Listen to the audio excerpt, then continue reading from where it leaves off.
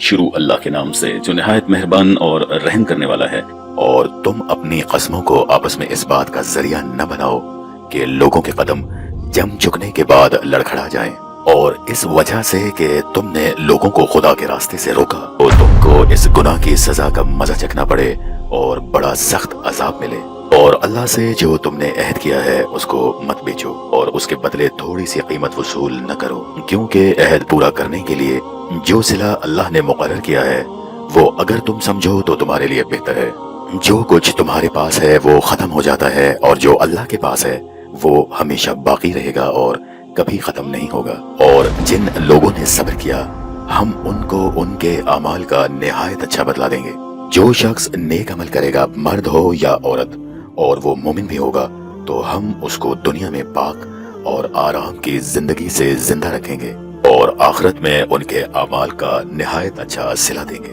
اور جب تم قرآن پڑھنے لگو تو شیطان مردود سے اللہ کی پناہ مانگ لیا کرو کہ جو مومن ہیں وہ اپنے پروردگار پر بھروسہ رکھتے ہیں، ان پر اس کا کچھ زور نہیں چلتا، اس کا زور انہی لوگوں پر چلتا ہے جو اس کو رفیق بنائے ہوئے ہیں اور اس کے وسوسے کے سبب اللہ کے ساتھ شریک مقرر کرتے ہیں۔ اور جب ہم کوئی آیت کسی آیت کی جگہ بدل دیتے ہیں اور اللہ جو کچھ نازل فرماتا ہے اسے خوب جانتا ہے، تو کافر کہتے ہیں کہ تم تو یوں ہی اپنی طرف سے بنا لاتے ہو۔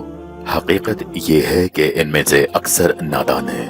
کہہ دو کہ اس کو روح القدس تمہارے پروردگار کی طرف سے سچائی کے ساتھ لے کر نازل ہوئے ہیں، تاکہ یہ قرآن مومنوں کو ثابت قدم رکھے، اور حکم ماننے والوں کے لیے تو یہ ہدایت اور بشارت ہے۔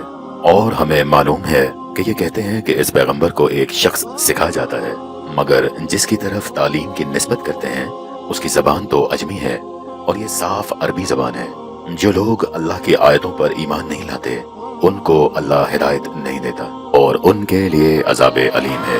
جھوٹ الزام تو وہی لوگ لگایا کرتے ہیں جو اللہ کی آیتوں پر ایمان نہیں لاتے، اور وہی جھوٹے ہیں۔ جو شخص ایمان لانے کے بعد اللہ کے ساتھ کفر کرے وہ نہیں جو کفر پر زبردستی مجبور کیا جائے اور اس کا دل ایمان کے ساتھ مطمئن ہو، بلکہ وہ جو دل سے اور دل کھول کر کفر کرے تو ایسوں پر اللہ کا غضب ہے اور ان کو بڑا سخت عذاب ہوگا۔